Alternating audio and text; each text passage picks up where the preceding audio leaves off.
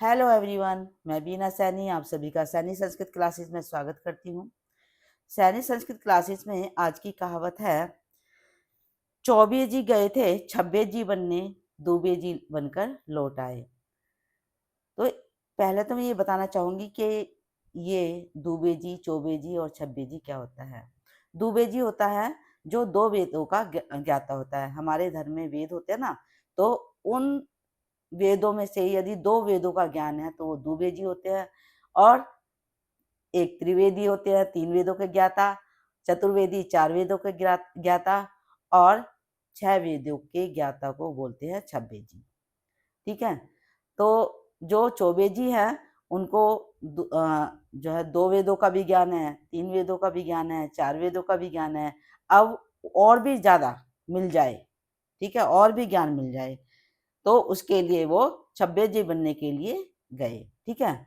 लेकिन इस कहावत का मतलब है कि जितना हमारे पास है, हमें हमारे परिश्रम के अनुसार जितना हमें मिल रहा है उसको छोड़कर और ज्यादा एक तो प्राप्त करने की इच्छा होती है कि मतलब हम अपनी मेहनत से कमाएं।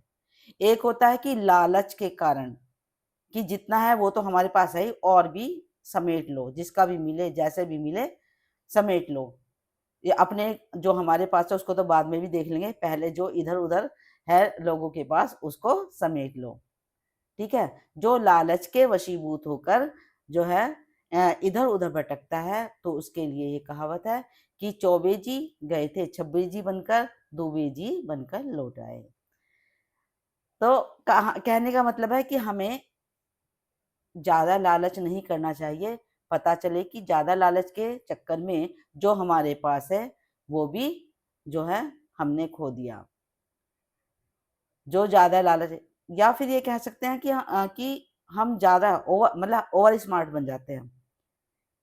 ओवर स्मार्ट का मतलब है कि हम कुछ जो हमारे मन में चल रहा है उसको कर रहे हैं और मन में ये रहता है कि सामने वाले को पता ही नहीं चल रहा है, जिसको बेवकूफ बना रहे हैं उसको पता ही नहीं चल रहा है।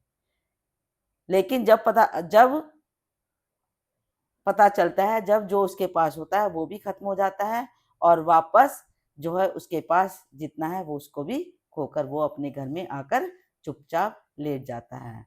तो पता होना चाहिए कि हम जो कर रहे हैं उसका पता दूसरे को भी है, बेशक वो नहीं बोल रहा।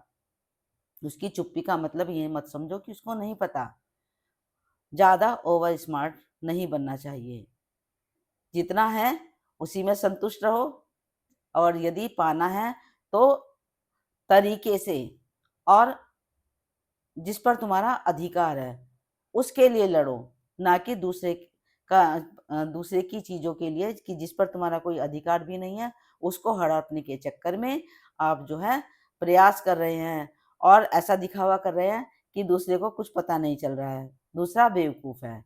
अरे भाई, वो भी इस दुनिया में पैदा हुआ है, उसने भी जो है वो भी दो रोटियां खाता है, पानी पीता है तुम्हारी तरह। तो इतनी समझ तो उसके पास भी होती है, लेकिन वो चुप ही रहता है। पता है कि जो ये कर रहा है ये गलत कर रहा है। यदि इसको कुछ बोलेंगे भी तो भी इसको गलत ही लगेगा, इसलिए शांत बने रहो, उसको करने दो जो कर रहा है। और वो जो है दूबे जी की तरह आकर चुपचाप अपने कमरे में आकर छिपकर बैठ जाएगा। तो ये कहावत जो है आप लोगों को कैसी लगी अवश्य बताइए। Thank you.